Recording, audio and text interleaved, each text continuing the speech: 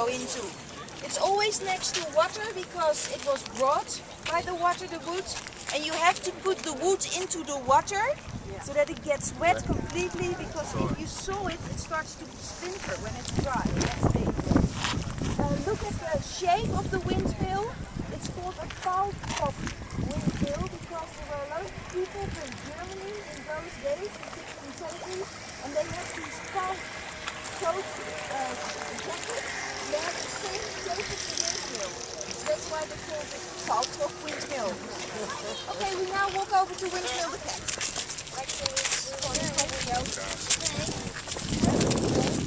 This is a recreated village with old houses and things moved here, but actually working windmills, just in that last clip.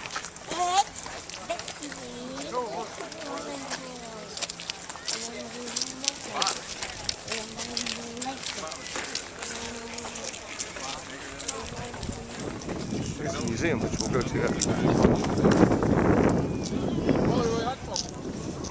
And they use those little windmills to keep the water pumped down when it rises and the land dry and water in between, as it's supposed to stay.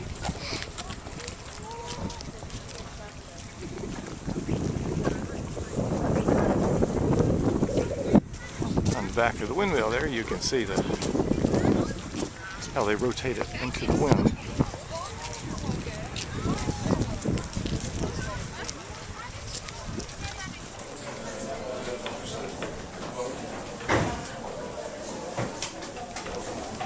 Inside the windmill.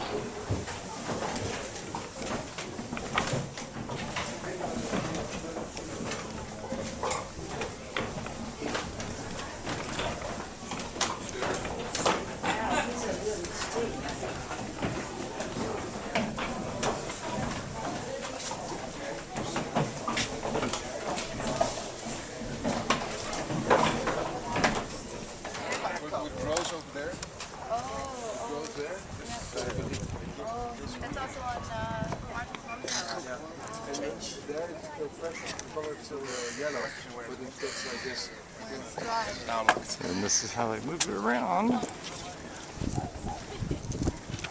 keep it into the wind. Oh, I see. Okay.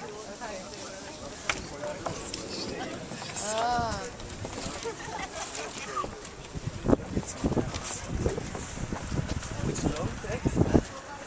Heb jij een klap van de molen gehad? Nee. Dat is een zegen. Als je een beetje goed bent, dus echt heb je een klap van de molen gehad. Ik lag daar naar niet zo.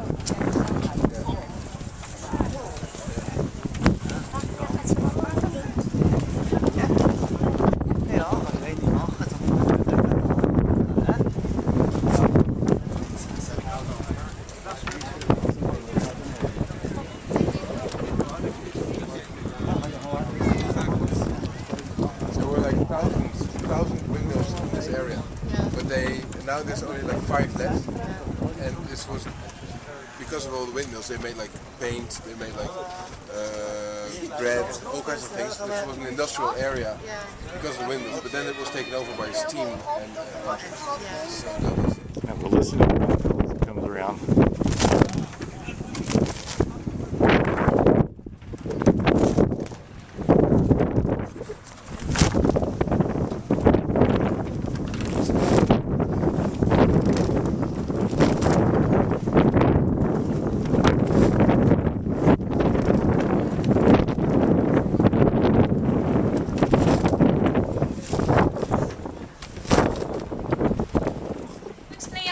Gouda cheese. In the morning we start with pouring the milk in the tub and we heat the milk up to precisely 29 degrees. This temperature is very important because we put this liquid into the milk.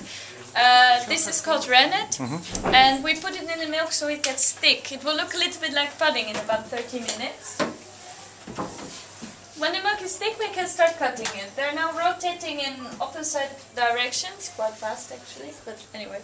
By cutting the milk, it will separate in two-way anchors, which is water and cheese. You can see this is like cottage cheese. Here, just fresh cheese. You can still make cheesecake, but we're making Gouda cheese. So, We take the cheese out of the tub with a net and put it in a plastic form. And we put pressure on the lid for the cheese press for 2 hours, so all the water gets out through the little holes, and just the cheese remains. At the same time, we press a label on the cheese with the name of the cheese, the fat percentage, and a number for the Dutch government to check on the cheeses. Then we put the cheeses into the brain bath. This is a salt water solution with 20% salt, and the rest is water. And this salt is very important for the conservation, but of course also for the flavor of the cheese. Because when we take the cheeses out, we put a layer of paraffin around the cheese. I don't recommend you to eat it, but it's very well it's good to conserve the cheese. Then we leave the cheeses on the shelves for 1 month. For a young cheese, it's still very soft and very creamy.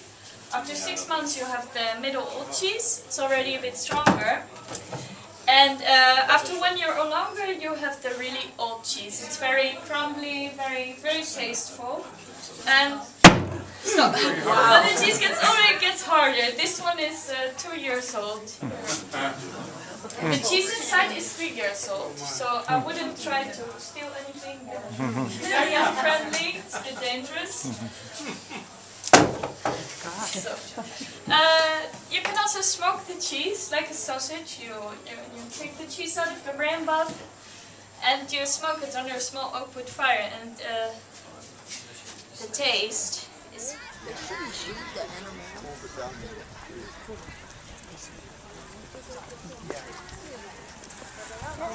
Okay.